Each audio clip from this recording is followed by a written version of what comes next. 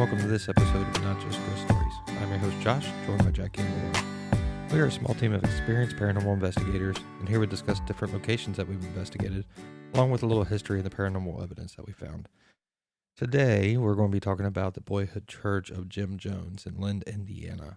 Laura, would you like to read some of the history for us? Sure, yeah. Jackie gathered it up for us. Most of the history that we're going to go over is actually about Jim Jones, which makes sense. That is what sets this church apart. So the Lighthouse Wesleyan Church, also known as the Church of the Nazarene, was the boyhood church of James Warren Jones, better known as Reverend Jim Jones, founder of the People's Temple. He kept his ties with his church and often came back as a guest speaker. Jim Jones was born on May 13th of 1931. He had a great speaking voice, and the churches where he would take refuge in would often ask him to read passages from the Bible. He attended Indiana University. While at the university, he attended a talk given by the former First Lady, Eleanor Roosevelt, about the plight of blacks in America. In 1951, he married Marceline Baldwin, a nurse who he had met while working at Reed Memorial Hospital before college. After the wedding, he announced his intent to join the ministry and move him and his wife to Indianapolis. In 1952, Reverend Jones took a position as the student pastor in Somerset Methodist Church. The exact location of this church is unknown. To raise money during this time, he sold monkeys door to door. Yep, monkeys. He pressed the congregation to open the church to the blacks. When they resisted, he became an associate minister at Laurel Street Tabernacle, where he began gathering followers for what would become the People's Temple. In 1954, he used the profits from his monkey sales to open up Indianapolis' first interracial church, later renamed the Community Unity Church. Along with his preaching, he staged faith healings. Also, in 1956, he bought a small building and opened up the People's Temple Full Gospel Church. Under Jim Jones' leadership, the church operated soup kitchens, led canned food drives for the poor, operated nursing homes, and aid for the disabled, and spoke out for racial equality. He and his wife had one biological child and adopted several others of different races. He had 3 from a war-torn Korea, a Native American girl, and he and his Marceline became the first white couple to adopt a black child in 1961. The People's Temple expanded once more in Indianapolis. Jones was accepted into the Christian Church, Disciples of Christ, to protect himself and his ministry from being labeled a cult. In 1965, Mayor Charles Boswell appointed Jones director of the Human Rights Commission. Underneath Jones, they helped him to desegregate churches, restaurants, theaters, Riverside Amusement Park, and Methodist Hospital. In 1965, Jones urged his followers to relocate to Northern California to escape the vision Jones had of impending nuclear war. In 1970, he moved his followers to Guyana and set up a community nicknamed Jonestown. In 1978, he killed through poisoned Kool-Aid or shooting nearly 1,000 men, women, and children, and then shot his wife and one son along with himself. All right, thank you for the history. Again, a lot of it was of Jim Jones, but we ended up going to the Jim Jones Boyhood Church, which, according to some of the historians up there, as he became more popular, he would come back at times and do sermons there. And be there different. And some of those people, they said, did go to the People's Church after he would come back, and then they would follow him because they liked him. I know this is about ghost hunting, but Jim Jones was a fascinating person. Was he crazy? Yes. Did he do bad things? Oh, hell yeah. But you might want to look into his history. He started out good, and he did a lot of good, but in the end... Well, and he erased it all. One of the reasons why he never really came back to where he grew up in Lynn was because they didn't like that he had adopted a black child. That was one of the big things that was big up there, they said. But the biggest thing about this reason why we did it, this is the very last of our stop properties that we're talking about that we did with them. And it was probably, for me, one of the most interesting ones, just because of the history that did surround Jim Jones growing up there and going to that church. So that was kind of different for me. I mean, what about for you guys? Well, it was also different for me because it was more of a like a present day church. I mean, a lot of the churches we do are built back in the 1800s, and I think this one had to be built in the 1900s. I couldn't get a fix on when exactly it was built, but it wasn't one of those older churches. It was one of the newer churches. Well, and for the ghost hunt, it actually hasn't been closed down all that long. I think they said that the last one was actually more recently, as far as the late 1990s, even early 2000s was the last time they had a congregation in it. Correct? It's still Yeah. in the shape to have a congregation, if that's what it was still currently doing. Yeah. It was not a big church. There wasn't like a huge grand church. It was a smaller, kind of going into the medium-sized style church. Probably held, about 250 parishioners, I would say. Probably. It could probably hold 250 to 300 people. And it had a basement and it had an attic. Now, the attic was a little odd, and we're going to get into that because it was very odd for me. And I think all of us up there. But, just wide open. It had a nursery in the back. Laura, that was one of the interesting places for you. It had a little office area behind the pulpit, where they would do everyday business. Place for a choir. I'm trying to, see if there's any more detail I could give on it, but that was pretty much about it as far as the main congregation area. And the omens room. The omens room. When you walked into it, you saw the omen of a toilet and a sink because it was supposed to be the women's room with no W. You don't know that. There wasn't even a place where the W had been, and it looked like it had been on the door. It was just the omens room.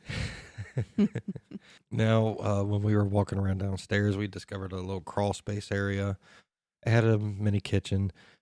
To me, the downstairs basement was set up kind of weird. I mean, that's the only way I can put it.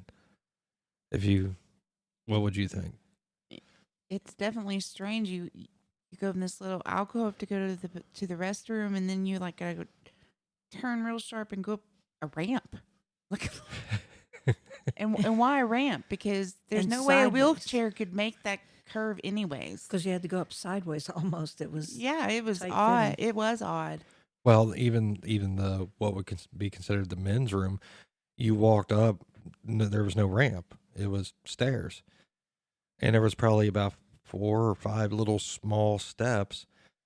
And you turn this little corner and boom, you're right there at the toilet. So there was no door on it. And you're like, this is kind of weird, You couldn't stand up at the toilet, could you? No, I couldn't stand up straight.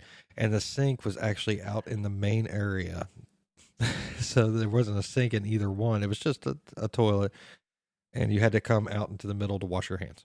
And considering it was just a toilet, you had to go quite a ways to get there. It Yeah. wasn't just like put the toilet right there before the steps. No, it was up the steps, through the hallway. I think they handed out treasure maps to actually get to the toilet. It was weird. And all the men had to pray, unless they were really short men, Yeah. in order to use the toilet because you couldn't stand up straight. Yeah. Tech Jeff was with us too, and he's just a hair bit taller than me. He couldn't stand up in it Yeah. either. I mean, it was like kind of standing there and you're kind of hunched over going, how would this be comfortable? Maybe there wasn't originally a bathroom. I mean, there probably wasn't. I don't see, and there probably wasn't any plumbing for it. So the only thing I can think of is they had to put it on a raised platform in order to create the plumbing that goes underneath it. However, the way that they went about it was a little weird. Well, yeah. I mean, you made the room so short that nobody can stand up in it. That's, But in the if end, you can even find the room. we were thankful there was a bathroom and an omens room. Yes. That is true.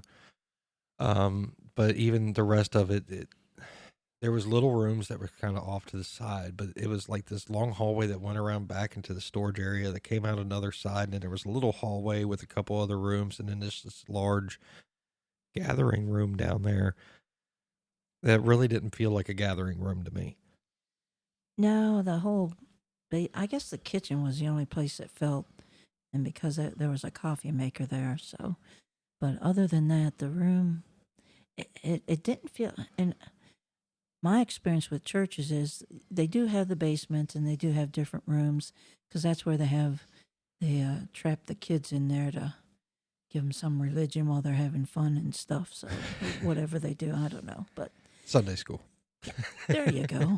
And their basement was kind of set up too, like where that coffee pot was. That was like a little half wall type deal. Mm-hmm. I'm assuming they probably had coffee and donuts there before church. That's typically what you see in about that size of church. But there wasn't a lot of energy stuck down there, like how most gathering places are. You can feel that they've always sat and gossiped, and it wasn't like that. Yeah. And there was no, because the furnace was down there, that creepy ass furnace room, and then there was a maintenance room. God knows what the hell happened in there. I mean, and these rooms are all open, so I guess if you have the kids down there, they could get into them and things like that. There wasn't a space. This is for the people, and these are for the staff. Yeah, it was. To me, I mean, I've been in a few different churches, and I've seen congregation areas where they have, potluck dinners and stuff like that, and they're always a little different. However, it's usually a long main hall and then rooms off to the side for Sunday school, because usually some of that in the middle is used for another larger Sunday school class, usually Bingo. elderly or bingo or something, other things that they have going on down there. But this one, it was very closed off right there in that middle to me.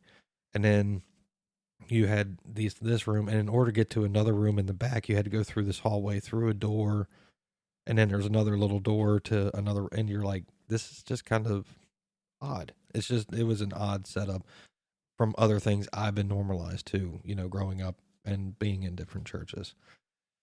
I mean, definitely nobody laid that basement out with any sort of plan other than just get it built. Box here, box there. We should be able to make that into a bathroom. Yeah. It never upgraded it. It was still the cement floor, kind of uneven, crappy ass rug on it, and the walls were. It was more like a dungeon. Yeah. Some of the walls in some of the rooms, like some of them were still concrete walls, whereas the other ones were like either dark panel walling, and then you can see where they try to brighten up some of. One of the rooms was yellow and had like a weird wallpaper on it, and then had like just on the top of it, the bottom half of it was painted yellow, but it wasn't painted correctly, so you could still see the dark lines in the panel. I was just like, this is weird. Somebody in that room had set up a table, like a small end table, but when you walked into it, you felt like this is a sacrificial altar. Yeah, it was. Now, the one thing I will say about churches, just as a whole, not just this one in particular, we've ghost hunted a few different churches. Big Bone Church, which has a lot of history to it. Center Church, which is part of the Stop Properties. This one, we've done, Jackie, you've done some by yourself. We've kind of done some, you've just been in different ones. For me, the energy in this whole entire space of this church, including, and actually more so in the attic, was probably one of the craziest things I've ever felt in a church. You get some weird stuff in churches. I don't know why. We're still looking for some of those answers. I know Jackie has theories. I have theories. But this one in particular, up in the attic, like things were not right. Yeah, even for the thing about churches is anybody, you have your Christians and they have the church. Then the people, they worship Satan, they worship evil, whatever, or even kids. You go in there and you desecrate the church. So you have your holy people that use it, but then you also have your other people that try to destroy that by desecrating it. Mm. This was beyond that. This was almost like the basement was some weird cult, and the top was sort of a church, and the attic, they rented out to aliens. Yeah. Now I'm going to try to paint a picture of this attic. Uh, so you entered in from one of the little back areas at the back of the main hall. There's a flight of stairs that goes up, turns a 90-degree, goes up, and it seems like as you go up, the stairs get a little bit smaller. When you come to the top, you're on this small platform. Now there's 3 doors. All of them, I believe, were open when we first got there. The first one, it's a long part of an attic, like you would kind of see in a house. It's just a long area. It's floored, so you can kind of walk through it. The other side, you can tell, is used mostly for storage as far as on your right-hand side. And then straight, there's a room. And you have to kind of take one more step up to get inside of that room. I believe the first place I went is I ended up going down the long little hallway that went next to that room. It's got a slanted roof, so you kind of got to duck a little bit in certain spots. And then once you get to the end, it kind of turns a 90-degree corner to your right. And the very first thing I see is this big table that has sand in it. And then it's got like a little kneeling pad for somebody to kneel in front of this sandbox. It's the only way I can think it, but it was long. I'd probably say, 6 to 8 feet long, right? Came out about 2 foot away from the wall. So we had that. Now, I'm looking through that. Laura, I think you went and did you follow me or did you go into that room? Don't remember. That's okay. You can talk. So I'm just waiting on you.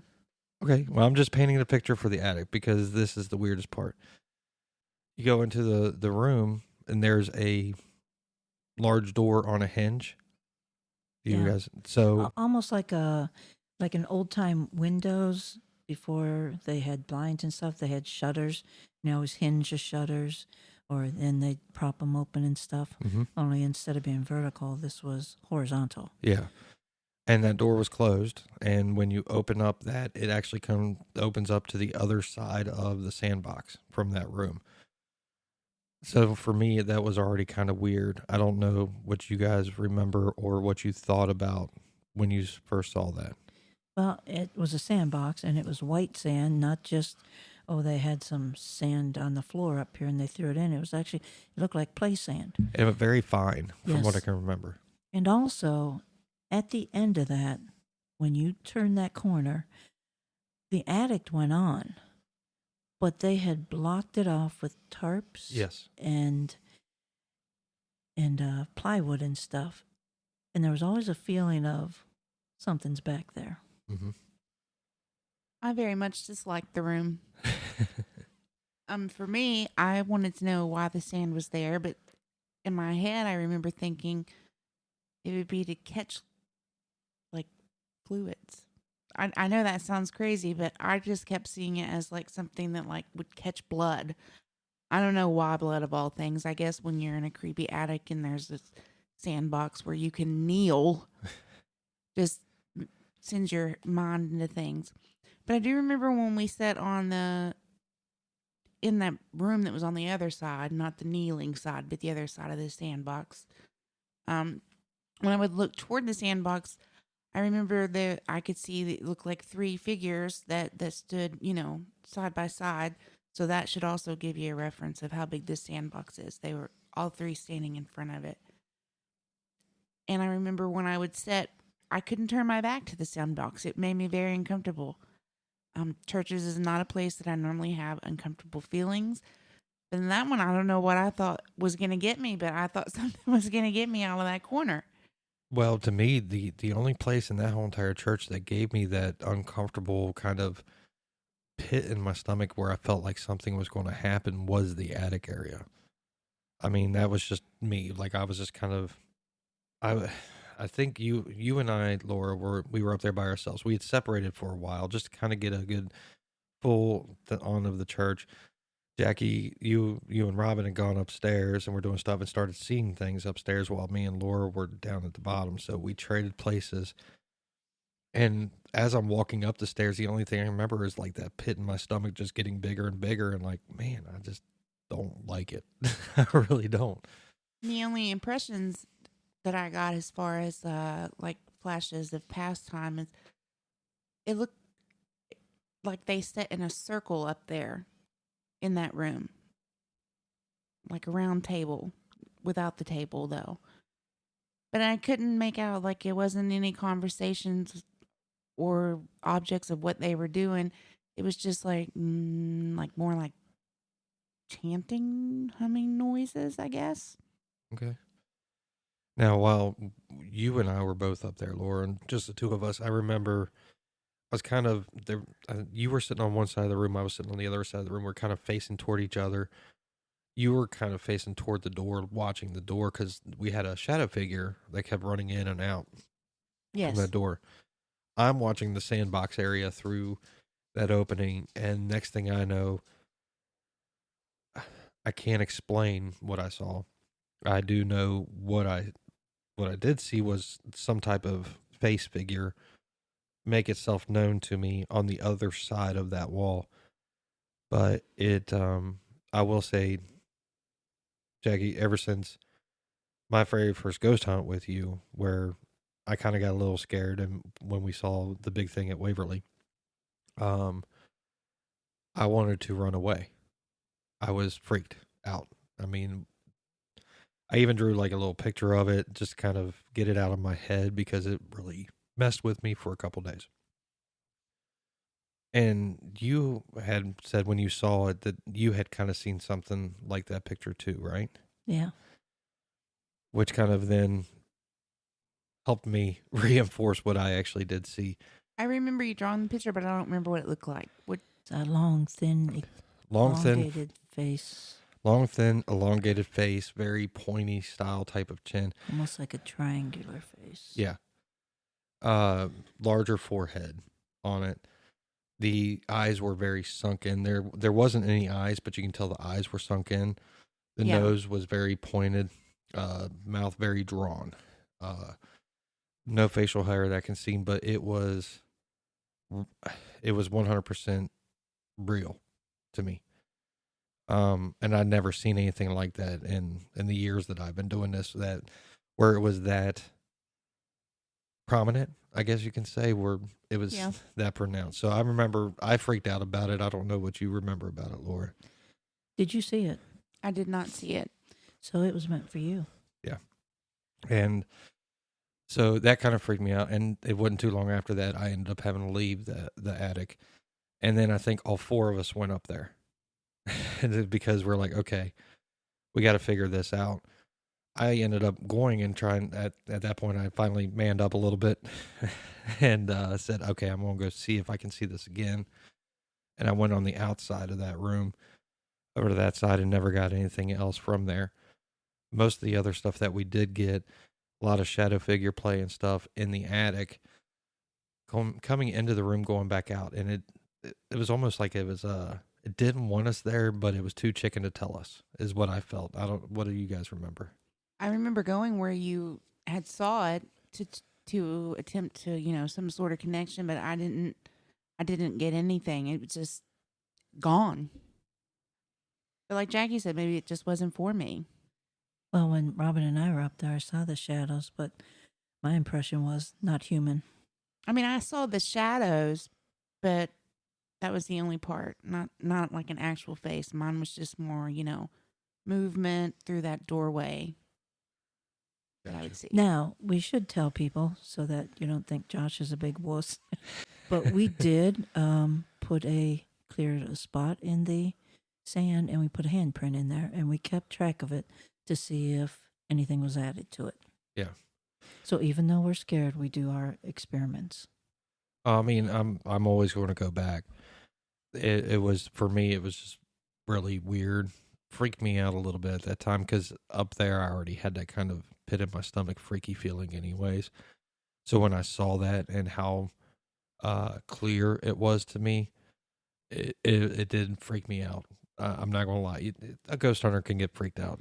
Somebody who does this. Seeing you freaked out definitely amplified my feeling like it was going to come from that corner. We all do. Look at down in Hinsdale, down in the basement, when we finally deciphered Laura's rambling demon uh, talk and decided there was a demon down there, we left. But we left on our terms, not on his terms. That's the only thing. If you think being a ghost hunter means you're not going to get afraid, you're in for something, and never challenge the spirits that way.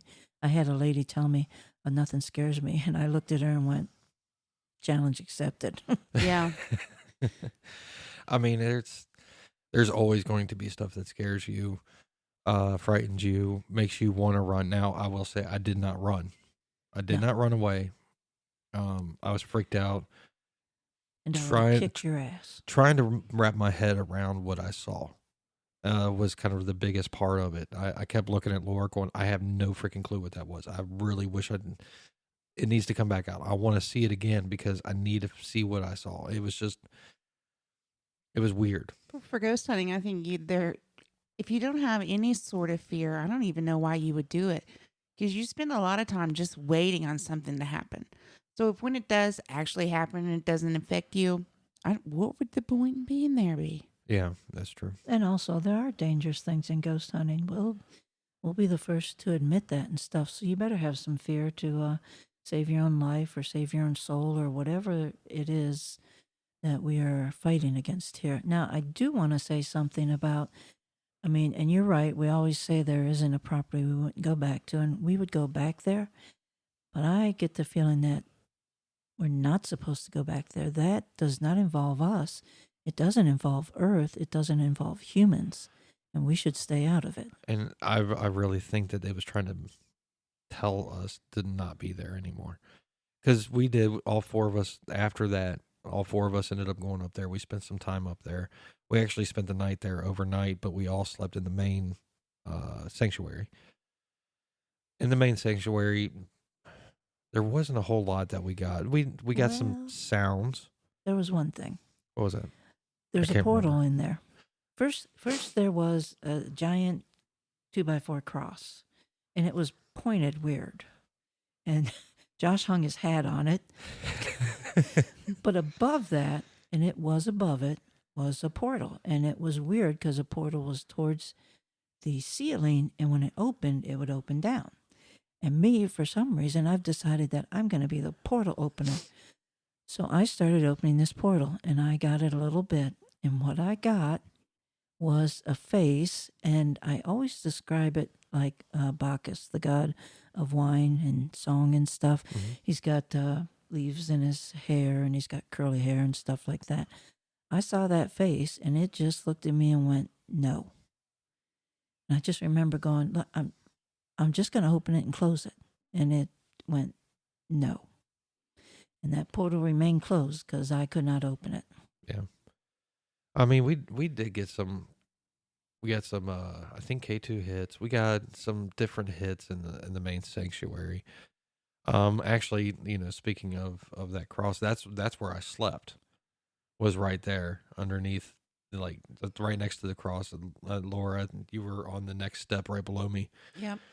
And I'm not gonna lie, when I woke up and the very first thing I saw was the big cross with my hat hanging on the end of it, I kind of went, I probably shouldn't have done this. If for some reason, I don't know why, that was the first thought, but hey, I think everything was fine. I was still a little freaked out by seeing the face, but I was good overall as far as spending the night. Down in the basement, there was, to me, a couple different interesting rooms, but one really interesting room that was off to the side.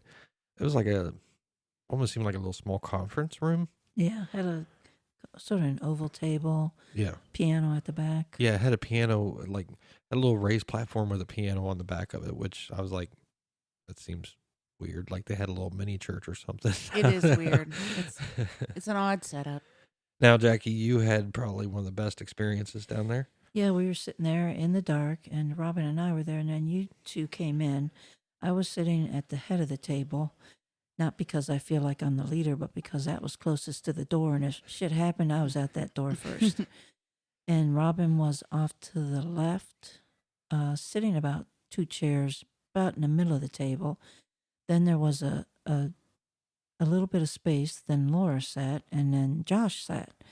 And when you guys came in, I I saw you that you were sitting there. Well, as we're sitting there, and I don't even know if we're talking, doing EVP, or you're just kind of listening, I assumed it was Josh, stood up and was standing between Laura and I.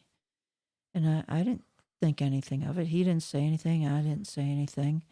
And that went on for quite a while. And then I guess we all decided that, well, it's kind of boring and we're cold and there's nothing happening. Then Josh stood up from the other side of Laura because the shadow figure, when I looked again, was gone. And I asked Josh, I said, did you just sit down? He's like, no, I've been sitting here all the time. He was sitting there, but whatever was, and I didn't study it. I looked over. I'm like, okay, it's between me and Laura. It's not doing anything. It's just standing there. Oh, it's got to be Josh. And it wasn't. Well, to me, it kind of makes me wonder, do you think there was a connection between the attic and the basement? Nope. Totally different energy in the basement. The thing that was between us, it felt human because I assumed it was you.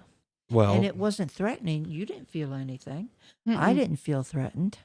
I just thought, oh, he got cold or standing up, because I actually was thinking, I'm kind of cold. I want to stand up. But then when Josh stood there, I'm like, well, no, there's kind of no room for me to stand up. yeah. Now, I do remember in that room walking in, getting a really weird kind of feeling. That's kind of one of the reasons why I wanted to kind of go into that room. Had just one of those weird ghost hunter feelings, I guess you can call it. Just the butterflies in the stomach type of thing.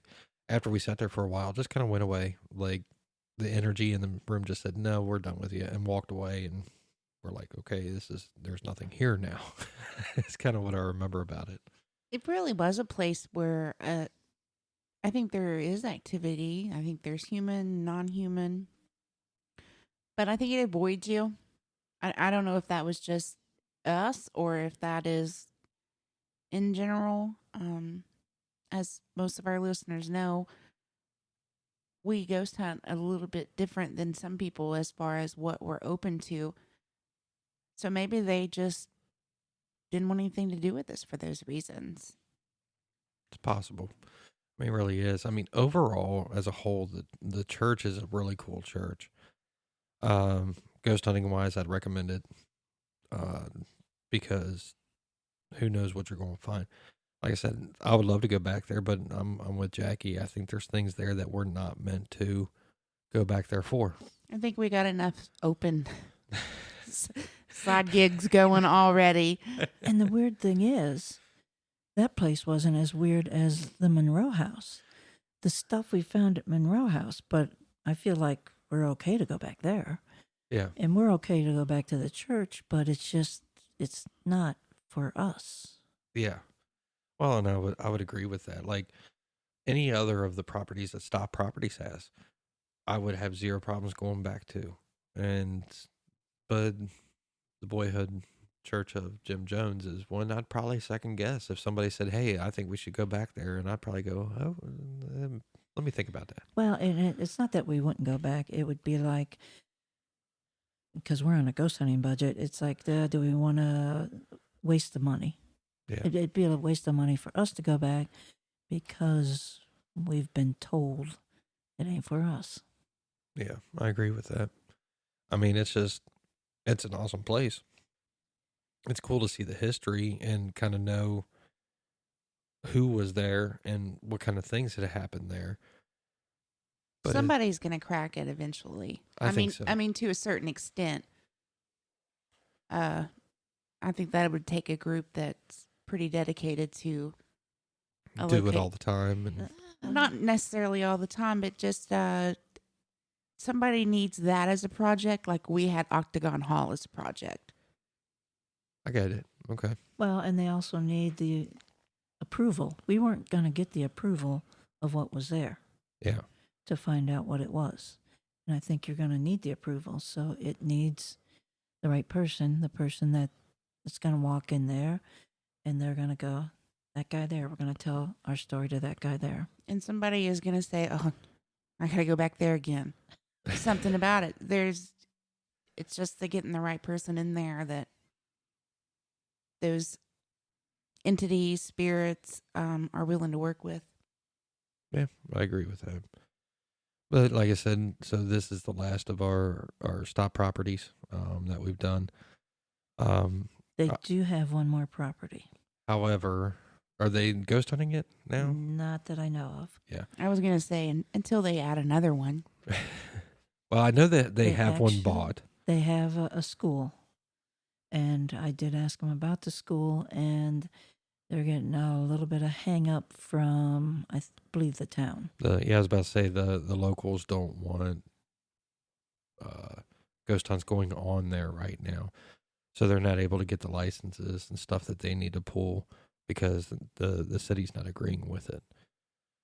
So it's one of those ones. I've seen a couple pictures of it, and like just looking at the pictures, going, I would really like to do that.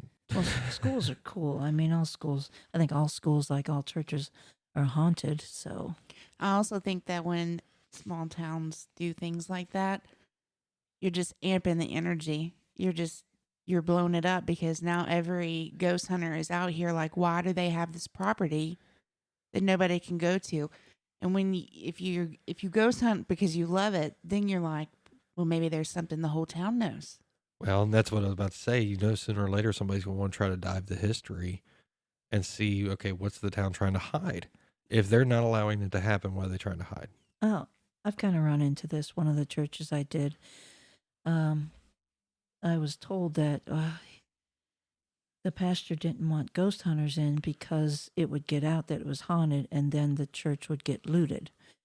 And my response was, "What?" And I don't know anybody. Who the hell am I going to tell? So a lot of times, ghost hunters or people that think they're ghost hunters have kind of slit their own throat by going in. That's why we don't go in the places that don't allow us. Well, Right. I think a lot of times too, especially with a church crowd and other people who don't understand, they might be afraid of what the ghost hunters might actually find. And what I mean by that is it might not be written in history, but then sometimes you have some of those out there that'll start to write the history for it. You have some of the credible psychic mediums that can actually listen, and they start writing the history, and then you have some. I'm wondering if they're just wondering if it's going to make a snowball effect. That could be. It's just the people that have a preconceived notion about ghost hunters. That there's a lot of people. I have a lot of people tell me this, that there are no ghosts. They're all demons, and I'm like, I'm not going to argue with you, but they're not demons. I've been next to a demon. I've been next to a ghost. They are different. They feel different. They act different. They're different. You'll know. Yeah. Well, any last words, guys, about Stop Properties or the Boyhood Church? Nope. Like I say, and that's another thing about ghost hunting. When I looked up the history of Jim Jones, I didn't realize that he was actually a pioneer in equality, desegregation, and helping people. Yeah. It wasn't to the end that he went crazy and killed a whole bunch of people that, Well, it was by that time, I think it turned into a lot of narcissism for him. He was already kind of a narcissist. Turned into Most major narcissism. charismatic people are. Yeah, and he wanted it his way and his way only. By the end, is what I think he really wanted.